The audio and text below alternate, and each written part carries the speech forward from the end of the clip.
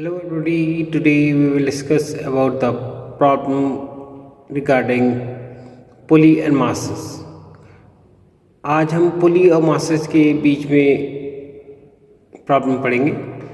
इसमें मासेस लटका दिए जाते हैं, जैसे एक कॉम्पोजिशन रहेगा, एक इनएक्सटेंसिबल स्ट्रिंग है और उसमें मास एक साइड से नीचे आ रहा है, एक साइड से ऊपर जा रहा है या उल्टा हो रहा है इधर से। इस केस में आप देखेंगे कि एक्सेलरेशन पूछा जाता है सर और टेंशन पूछी जाती है। ये बेसिक कॉम्पिटिशन में बहुत पूछा जाता है। आपको ये प्रॉब्लम सॉल्व कैसे करनी है, उसके लिए न्यूटन सेकंड लॉ याद होना चाहिए, that is F is equal to ma। F is the force, m is the mass, a is the acceleration.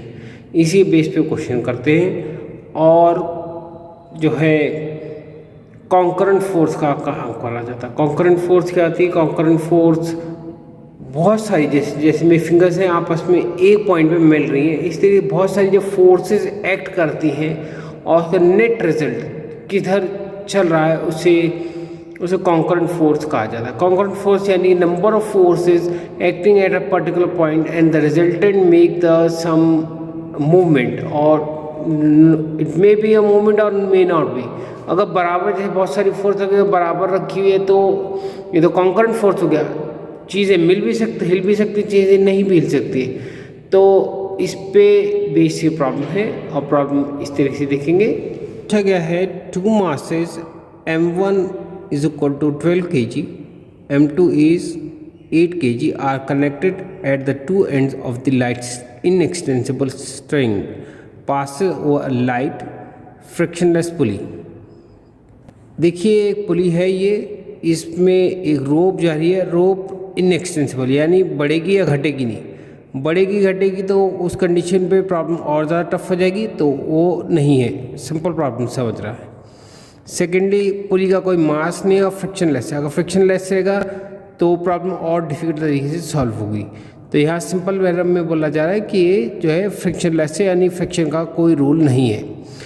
फिर इसमें ये बात भी बोली गई है कि ये एंड से कनेक्टेड है, एंड से बस स्टिक है।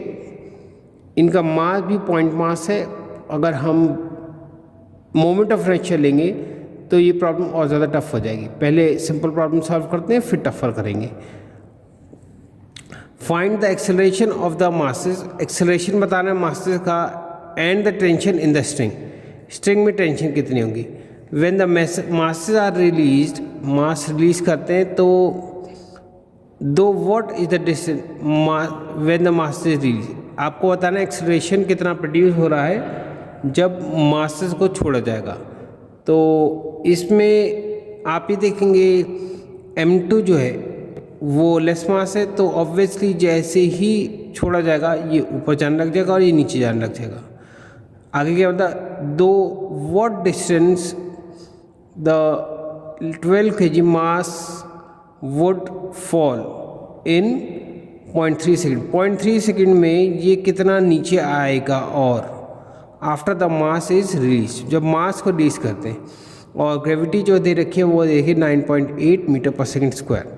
यानी जैसे ही आप इसे छोड़ेंगे मतलब पूरा सिस्टम को, ये ऊपर जाने लग जाएगा, नीचे जाने लगेगा। 0.3 सेकेंड में ये कितना नीचे आएगा ये आपको कैलकुलेट करके बताना है। ये प्रॉब्लम है। इसका सॉल्यूशन इस तरीके से है। प्रॉब्लम में है according to Newton second law. मैंने जैसे बताया था न्यूटन सेकेंड लॉ मालूम होना चाहिए, F is equal to ma यानी mg। अगर आप प्रॉब्लम में देखें जो फिगर थी उससे देखें गौर से, यहाँ देखेंगे, देखिए mg से नीचे जा रहा है, mg जो है डाउनवर्ड है। अगर कार्टेशियन कोऑर्डिनेट ले, यहाँ पे अगर 0 लेते हैं तो ये नीचे जा रहा है और ये ऊपर, तो ये m1g minus T is equal to ma। ये न्यूमेरिकल बनेगा, मतलब इक्वेशन बनेगा। ये दिया जो मैंने अभी बताया, m1g minus T is equal to ma। Similarly on mass m2 पे लिए कंडीशन क्या होगी। अगर आप देखें m2 की पोजीशन देख रहे हैं तो क्या हो रहा है, देखिए m2 ऊपर जा रहा है और यहाँ से ऊपर जाना टी इधर साइड है टी माइनस m2g। इसमें इसलिए m2g माइनस टी नहीं कर रहा है क्योंकि ऊपर जा रहा है, तो t माइनस m2g। हमने यहाँ ऊपर वाले कार्टेशियन को नेगेटिव लिया है, नीचे वाले को पॉजिटिव लिया है, तो उस हिसाब से जो इक्वेशन बनेगा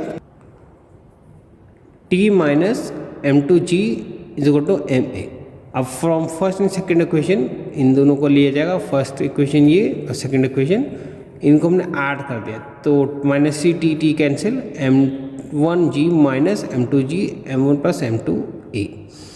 यहाँ आपको एक चीज़ देखने वाली है जो कि मैं फिगर में फिर से दिखाता हूँ। यहाँ प्रॉब्लम जब मैं सॉल्व कर रहा था तो मैंने बताया कि नीचे वाला मैंने कार्टेशियन वाई जो है नेगेटिव लिया, ऊपर वाला पॉजिटिव, मतलब नीचे वाला पॉजिटिव लिया, नीचे आप कैसे भी ले सकते हैं। जैसे कार्टेशियन कोऑर्डिनेट्स होता है, इस तरीके से कार्टेशियन कोऑर्डिनेट है आपका, उसमें एक पॉजिटिव लेते हैं एक नेगेटिव लेते हैं। अगर आप नीचे वाला नेगेटिव ले रहे हैं पॉजिटिव ले रहे हैं तो ऊपर वाला नेगेटिव हो जाएगा, और ये दोनों ही केस में फुलफिल रहेगा। या फिर आप ऐसे भी कह सकते हैं कि ऊपर वाला पॉजिटिव और नीचे वाला नेगेटिव, तब भी आप करेंगे तो सेम ही इक्वेशन बनेगा और इसी तरीके से प्रॉब्लम बनेगी।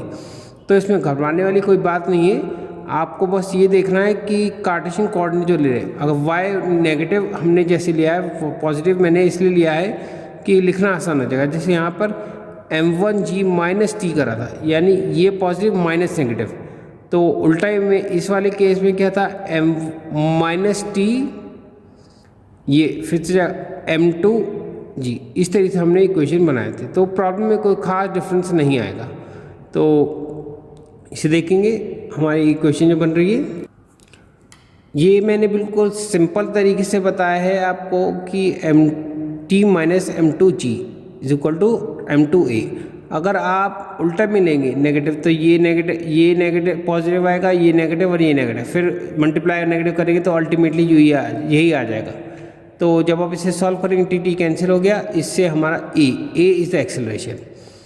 ये वैल्यू जो गिवन है इक्वेशन में हम उसे देखेंगे, m1 is equal to 12 kg, m2 is equal to 8 kg, g is 9.8 metre पर सेकंड स्क्वायर। इसकी वैल्यू पुट करेंगे, जब सॉल्व करेंगे तो a आ रहा है 1.98 मीटर पर सेकंड स्क्वायर। अब from this is the third equation, from first and third equation इसकी वैल्यू पुट करेंगे t की वैल्यू निकालने के लिए। इसमें t, वैसे तो आप सेकंड इक्वेशन भी ले सकते हैं, हमने फर्स्ट ले लिया, कोई मीनिंग मतलब कोई हार्ड एंड फास्ट रूल नहीं है कि आपको फर्स्ट ही वाला लेना है, कोई सब ले सकते हैं। तो मैंने फर्स्ट और थर्ड लिया, इसकी वैल्यू पुट करेंगे, T is equal to, T यानी टेंशन है, ये क्वेश्चन पूछी गई थी, इसकी वैल्यू रख दी हमने, मास की वैल्यू इस इक्वेशन में वैल्यू पुट कर दी, ए की वैल्यू पुट कर दी, टी की हमें कैलकुलेट करनी है। तो टी इज इक्वल टू हमारा जो आएगा 12 इंटू, इसको इधर लेके हमें, तो ये 12 इंटू 1.96 टी को इधर हो जाएगा, और इसे सॉल्व करेंगे तो हमारी जो वैल्यू आएगी, ये इसमें जो है टी नेगेटिव है, ये गलती से मैंने लिख दिया था माइनस टी m2 12 प्लस, तो टी को इधर ले जाएंगे ये पॉजिटिव और ये लेके जाएंगे तो नेगेटिव हो जाएगा। तो इक्वेशन में पहले मैंने यहाँ माइनस साइन लगाया था, यहाँ लगाया था, इक्वेशन बनाते इसी इक्वेशन में पुट करनी है, यानी टी नेगेटिव है, टी नेगेटिव और ये पॉजिटिव। कैलकुलेशन में तो कोई प्रॉब्लम नहीं है, बस वो साइन में गड़बड़ी आ रही थी, तो हम इसी को मैंने चेंज कर दिया। टी के अगर हम इधर ले जाएंगे पॉजिटिव हो जाएगा, नेगेटिव, और इसकी वैल्यू पुट करेंगे तो हमें जो आंसर मिलेगा वो मिलेगा, तो हमें क्या मिलेगा, T is equal to 94 newton. Distance travel जो करता है वो पॉइंट सेकंड में, तो फॉर्मूला लगाएंगे S is equal to U T plus half A T square. U की जीरो वैल्यू पुट करी क्योंकि इनिशियली वो रुका हुआ था जीरो, ए की वैल्यू 1.96 और टाइम पीरियड है 0.3 स्क्वायर, तो जो वैल्यू आई है हमारी 0.088 मीटर, दैट मीन्स 8.8 मीटर। यही सब इन्होंने इक्वेशन में पूछा गया था और ये हम कैलकुलेट कर लिया। डिस्टेंस और टेंशन एंड एक्सेलरेशन। टेंशन मैंने अभी दिखाया आपको, वो वैल्यू थी T is equal to 94 newton. तो इस तरीके से हमने सारी प्रॉब्लम को सॉल्व कर दिया है। इस तरीके से 1 बाय 1 आप सारी प्रॉब्लम को सॉल्व कर सकते हैं। आज के लिए बस इतना ही, और जिन्होंने मेरा चैनल सब्सक्राइब नहीं किया है सब्सक्राइब कर दें, शेयर करें और लाइक करें, जिससे कि उनका स्ट्रॉन्ग फिज़िक्स बन पाए। ये ज़्यादातर मैं उन स्टूडेंट के लिए बनाता हूँ क्लिप्स जो फिज़िक्स में वीक हैं, और ये इस वजह से हो पाया है क्योंकि उन्होंने सही से फिज़िक्स नहीं पढ़ी, या तो टीचर की अच्छे टीचर नहीं मिले उन्हें, या अच्छी बुक्स नहीं पढ़ी है। मगर अगर कंटिन्यूसली क्लिप देखते रहेंगे तो अपना फिज़िक्स इम्प्रूव कर लेंगे और सही आंसर देने लग जाएंगे। आज के लिए बस इतना ही। Thank you.